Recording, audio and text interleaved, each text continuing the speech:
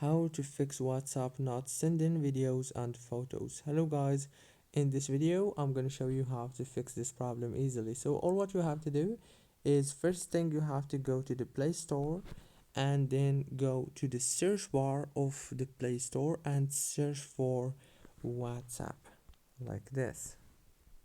After you search for WhatsApp, it will give you this option right here. It's called update. Then all what you have to do is click on this update option to update your WhatsApp.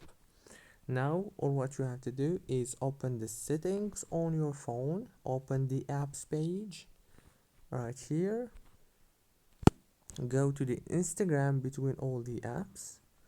Now this is the app informations page. All what you have to do here is click on this option here in the top. It's called force stop. And now all what you have to do is reopen WhatsApp and the problem must be solved. Don't forget to like, subscribe.